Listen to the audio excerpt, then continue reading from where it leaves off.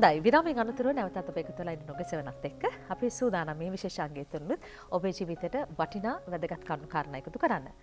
සාමාන්‍යයෙන් ජීවිතේ අපිට ඕනම අවස්ථාවකදී අපි බලාපොරොත්තු වෙන හෝ අනපේක්ෂිත සිද්ධි වලට අපිට මුහුණ දෙන්න වෙන්න පුළුවන්. එතනදී මේ අනපේක්ෂිත නැත්නම් අස්වාභාවික රුධිර වහනය වෙන අවස්ථාවල් අපේ ජීවිතේ තියෙනවා. ඒ වගේ මොහොතක අපි කරන්න ඕනේ මොනවද? ඒ සම්බන්ධයෙන් තියෙන ප්‍රතිකාරයන් සහ ඒ සම්බන්ධයෙන් අපි අවධානය දෙන්න ඕනේ විශේෂ කරුණු කාරණා මොනවද පිළිබඳව ඔබ දැනුවත් කරන්න අපි සූදානම්. ඒ වෙනුවෙන් තාම ගෞරවතුමා ආරාධනා කරා ප්‍රසව හා නාරී විශේෂඥ වෛද්‍ය සොමින්ද ප්‍රේමරත්න මහතාට අයිබෝවන් වෛද්‍යතුමනි සුබදාසන. අයිබෝවන් සුබදාසන. හොඳයි අපි ඩර්ඩන්ස් රෝහල සාදර අනුග්‍රහයෙන් තමයි මේ විශේෂාංගය ඔබට සමීප කරන්නේ. දැන් වෛද්‍යතුමනි මේ අස්වාභාවික හෝ අසාමාන්‍ය රුධිර වහනයක් කියපුවාම කෙනෙක්ට යම් අවබෝධයක් නැති වෙන්න පුළුවන් පැහැදිලිව මේ මොකක්ද කියන්නේ කියලා. අපි වෛද්‍ය විද්‍යාවට අනුව පැහැදිලි කරමු මේ ගැන. ඔව් සාමාන්‍ය නිරෝගී කාන්තාවක් ඒ කියන්නේ මාසික ඔසප් චක්‍රයෙන් පිට සිදුවන ඕනෑම රුධිර වහනයක් අපි හඳුන්වන්නේ අස්වාභාවික රුධිර වහනයක් විදිහට. ඒක අපි කාණ්ඩ වලට බෙදෙනවා. අධික රුධිර වහනය ඒ කියන්නේ ආර්තව චක්‍රයේ සාමාන්‍ය විදිහට සිද්ධ වෙද්දී අධික රුධිර වහනය නම් අපි මෙනොරේජියා කියන තත්ත්වය කියලා හඳුන්වනවා. අක්‍රමවත් අධික රුධිර වහනය නම් මෙනොමෙට්‍රේජියා කියලා කියනවා. ඒ අතරම ආර්ත චක්‍රය අතරතුර රුධිර වහනයක් සිද්ධ වෙනවා නම් අපි ඒකට ඉන්ටර්මෙන්ස්ට්‍රල් බ්ලීඩින් කියලා කියනවා. ලිංගික කර්තව්‍යයෙන් පස්සේ රුධිර වහනයක් කාන්තාවන්ගේ යෝනි මාර්ගයෙන් තියෙනවා නම් අපි ඒක පෝස්ට් කොයිටල් බ්ලීඩින් කියලා හඳුන්වනවා. ඊට අමතරව සමහර වෙලාවට බ්ලඩ් ස්ටේන් ඩිස්චාර්ජ් එකක් වගේ වෙන්න පුළුවන්. ඒ හැම තත්වයක්ම අපි හඳුන්වන්නේ අසාමාන්‍ය අස්වාභාවික රුධිර වහනයක්. ඒ සියල්ලටම අපි තවදුරටත් සායන පරීක්ෂණ කරලා රෝග නිශ්චයකට පැමිණිය යුතු තත්ත්වයන් විදිහට හඳුන්වන්නේ. වෛද්‍යතුමනි දැන් මේ වගේ අසාමාන්‍ය අස්වාභාවික රුධිර වහනයක් වෙන්නේ සමහරක් වෙලට ශරීරයේ ස්වභාවික ක්‍රියාකාරකම් වෙන්න පුළුවන්, බාහිර වෙන බලපෑම් වෙන්න පුළුවන්, විවිධ හේතු බලපාන්න පුළුවන්. අපි මේ පිළිබඳව හැඳින්වීමක් කරමු.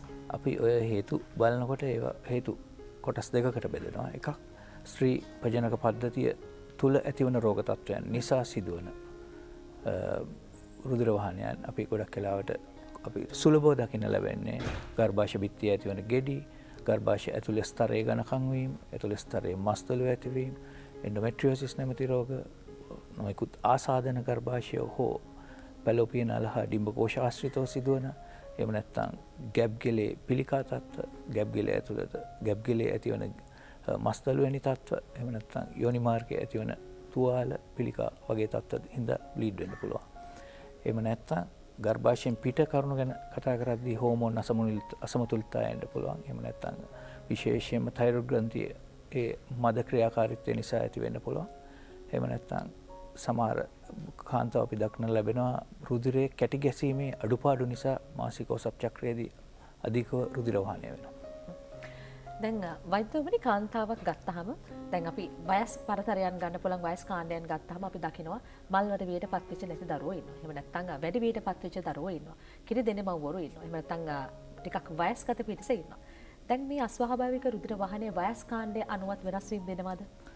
ඔව් අපි ගත්තොත් මල්වර වීමෙන් පස්සේ තරුණ දරුවෝ අපි දැකලා තියෙනවා අධික රුධිර වහනය අස්වාභාවික රුධිර වහනයත් එක්ක අපිට සායන වලට එනවා. ඒගොල්ලන්ගේ ගොඩක් වෙලාවට තියෙන්නේ රෝගී තත්ත්වයන්ට වැඩිය හෝමෝන් ඇගේ හෝමෝන් ක්‍රියාකාරීත්වය අසමතුලිතතාවයෙන් අපිට පහසුවෙන්ම ඊස්ට්‍රජන් ප්‍රොජෙස්ටරෝන් හෝමෝන් ලබා දීමෙන් එය සුව කරන්න පුළුවන්.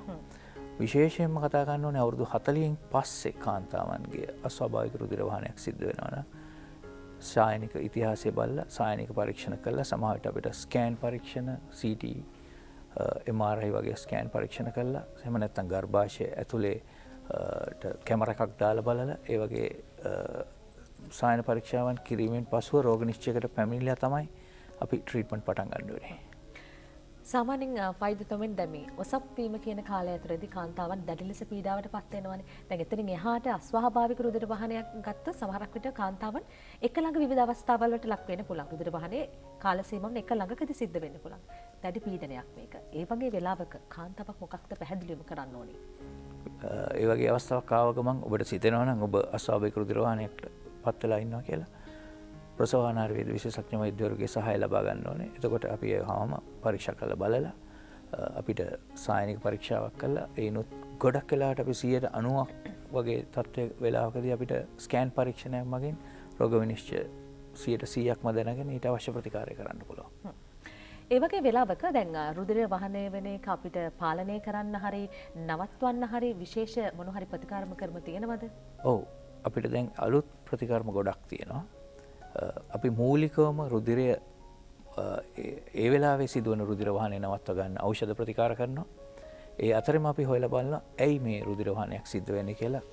ගර්භාෂයේ යෝනි මාර්ගයේ ගැප් ගලේ කුමක් හෝ අසාමාන්‍යතාවයක් තියෙනවා නම් අපිට ඊට අවශ්‍ය කරන පරීක්ෂණ කරලා ඊට අදාළව ප්‍රතිකර්ම කරනවා. අපි මූලිකව අපිට හෝමෝන ඊස්ට්‍රජන් ප්‍රොජෙස්ටරෝන් හෝමෝන දෙන්න පුළුවන්. ගර්භාෂය කුහරයේ විකෘති වීමක් වෙලා නැත්නම් අපිට ප්‍රොජෙස්ටරෝන් සාවය කරන ලූප් එකක් දාන්න පුළුවන්. ඒ වගේම අපිට සුලභව දකින්න ලැබෙන ෆයිබ්‍රොයිඩ් ගෙඩි.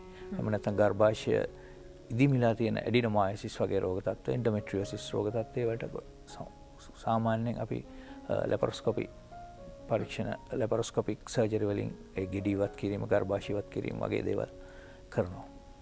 සමහරක් වෙලාවට අපේ තියෙන දැනුවත්භාවය සමහරක් විට වැඩිකම හින්දා වෙන්නත් පුළුවන් ඔබ ජීවිතේ වරද්ද ගන්නවා. සමහරක් වෙලාවට නොදැනුවත්කම, නොසැලකිලිමත්කම හින්දා සමහරක් වෙලාවට මේ වගේ අවස්ථාවලදී වෛද්‍යතුමනි ප්‍රතිකාර ක්‍රම වලට යොමු වෙලා සමහරක් වෙලාවට අනවශ්‍ය දේවල් නැත්නම් සමාජයේ සමග ශරීරයට හිතකර නැති ප්‍රතිකාර ලබා ගැනීම අරහා අපි දකිනවා දීර්ඝ කාලීනව පසු කාලීනව කාන්තාවන් දැඩි ප්‍රශ්න වලට මුහුණ දෙනවා.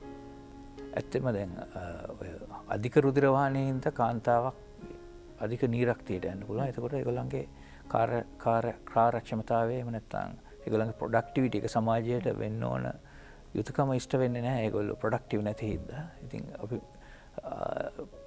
ඉක්මනටම ඒගොල්ලන්ට අවශ්‍ය කරන ප්‍රතිකර්ම දෙන්න. සමහරට අපිට බ්ලඩ් ට්‍රාන්ස්ෆියුෂන් එක කියන්නේ රුධිර පාරමිලනයක් කරගන්න වෙන්න ඉඩ තියෙනවා. එහෙම නැත්නම් සමහර වෙලාවට විශේෂයෙන්ම කාන්තාව නොසලකා හරිනවා අධික රුධිර වහනය ඇතුලේ ගර්භාෂය හෝ ගැබ්ගෙල හෝ ස්ත්‍රී ප්‍රජනක පද්ධතියේ පිළිකාවක් වගේ දෙයක් තිබ්බොතින් ඔවුන්ට ගොඩාක් සංකූලතාවයන්ට මුහුණ දෙන්න වෙනවා. පසු කාලීනව ඔක නොසලකා හැරියොත් මොකද ගර්භාෂය හෝ ගැබ්ගෙල හෝ තියෙන පිළිකාවකින් ඒක පැතිරුණොත් අපිට සුව කර ගැනීමේ හැකියාව කාලයත් එක්ක අඩු වෙගෙන යනවා. දැන් අපි ආත්මවරණය ගැන කතා කරොත් එහෙම නැත්නම් අපි ඔසප් වීම කියන කාරණාවේදී ඒ ආසන්නවම යම් ආකාරයකට අස්වාභාවික රුධිර වහනයක් සිද්ධ වුණොත් අපි ඒකට වැඩි අවධානයක් දෙන්න ඕනේද? ඔව් ආර්තවහරණය කියන්නේ හෝමෝන් ක්‍රියාකාරීත්වය නතර වෙලා මෙනෝපෝස් වෙලා කියන එක. එහෙම කාන්තාවකගේ රුධිර වහනයක් සිද්ධ වෙනවා නම් එතන 10න් එකක අවදානමක් තියෙනවා ගර්භාෂයේ ඇතුලේ පිළිකාවක් තියෙනවා කියන එක. ඒ වගේ කාන්තාවක් දැක්ක ගමන් අපි කෙලින්ම ගර්භාෂය ඇතුළට කැමරාවක් ඇතුල් කරලා ඒ කියන්නේ හිස්ට්‍රොස්කෝපි ඔපරේෂන් එකක් හෝ පරීක්ෂණයක් කරලා ඒ මගින් පටක සාම්පල්යක් අරගෙන බලනවා එතන පිළිකාවක් තියෙනවද කියන එක. ඒක ඇත්තෙන්ම වැදගත්. ඒ වගේ කාන්තාවන් ප්‍රසවානාරි වේද විශේෂඥයන්ගේ මේ අවධානයට ලක්විය යුතුමයි. සාමාන්‍ය වෛද්‍යතුමනි සමාජයේ අපිට ඇහිලා තියෙන දෙයක් අපි මේක නිවැරදි කරමු.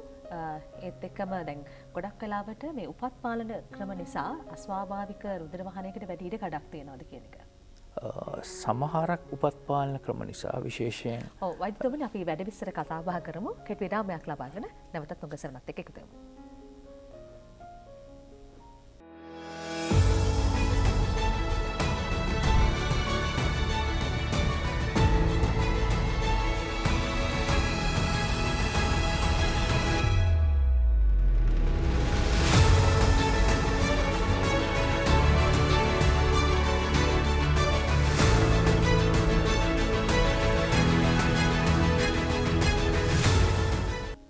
හොඳයි අපි වෛද්‍යතුමනි කතා බහ කරමින් අපි වැඩි විස්තර කතා කරමු.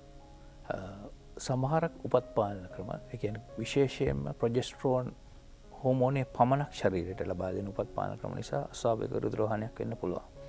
අපි ඒ වගේ වෙලාවට කරන්නේ අපි නැවතත් ඊස්ට්‍රජන් හෝමෝනයකට ඇඩ් කරනවා. ඒනුත් ප්‍රතිකර්මයක් වෙන්නේ නැත්නම් අපි ඒක අයින් කරලා වෙනත් සුදුසු උපත් පාලන ක්‍රමයකට මාරු වෙන්න තමයි කරන්න ඕනේ. ඒ වගේ අවස්ථාවකට. ඒ සඳහා වෛද්‍ය සහාය ලබා ගත යුතුයි.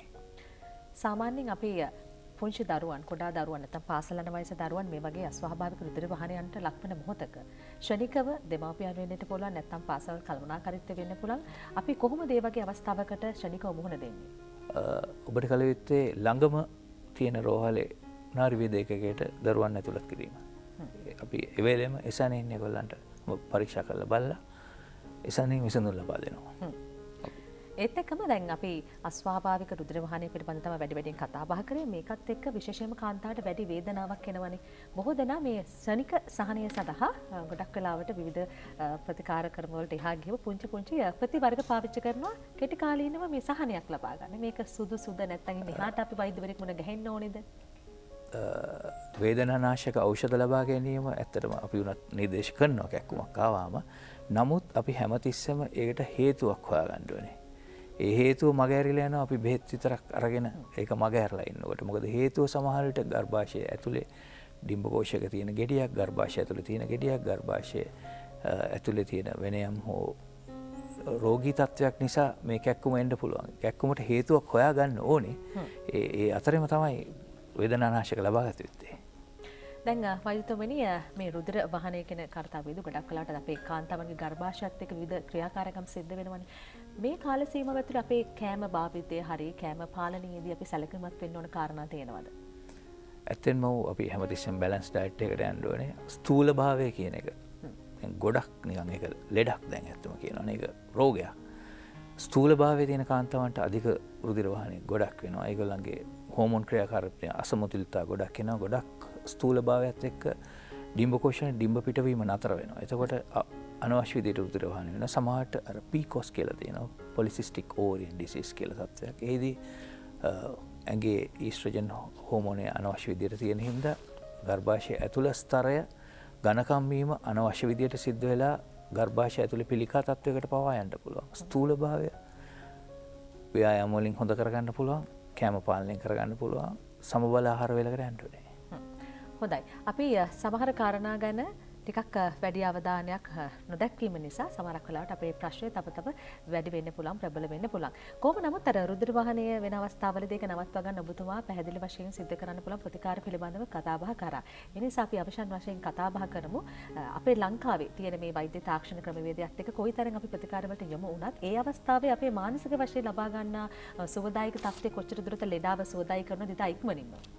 ඔව් අපි දැන් වෛද්‍යවරු විදිහට අපේ රාජකාරිය එහෙම නැත්නම් අපේ ඩියුටි එක තියෙන්නේ රෝගය සුව කිරීම පමණක් නෙවෙයි ශාරීරික රෝගයට අමතරව අපි ඒගොල්ලන්ගේ මානසික සහනය ලබා දෙනවා. කොහොමද? මොකද ඒගොල්ලන්ට අවශ්‍ය ප්‍රතිකර්ම වගේම ඒගොල්ලන්ට අවශ්‍ය හෙදකම එහෙම නැත්නම් ඒගොල්ලන්ගේ මානසික සුවය ගැන අපි සැලකිලිමත් වෙනවා හැමතිස්සෙම.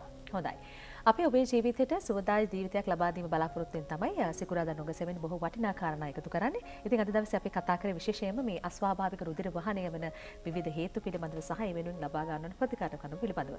ඉතින් ඔබට පුළුවන් නම් මේ සම්බන්ධයෙන් වැඩි විස්තර කතා බහ කරන්න යම්කිසි ගැටලුවක් තියෙනවා නම් ඔබට පුළුවන් තිරයේ දිස්සන මෙන්න මේ දුරකථන අංක වලට කතා බහ කරලා වැඩි වශයෙන් ඩර්ටන්ස් හොස්පිටල් එකේ නැත්නම් රෝහලේ අවශ්‍ය කරන සේවාවන් ඔබට ලබා ගන්න. ඉතින් අද දවසේ නොගසෙවනත් එක්ක මේ සුවිශේෂී කතා බහට අපිත් එක්ක එකතු වුණේ ප්‍රසව හා නාරි විශේෂඥ වෛද්‍ය සුමින්ද ප්‍රේමරත්න වෛද්‍යතුමන්. බොහොම ස්තුතියි වෛද්‍යතුමනි අපිත් එක්ක අද එකතු වුණාට. අපි තවත් දවසක් මොන ගැහෙමු.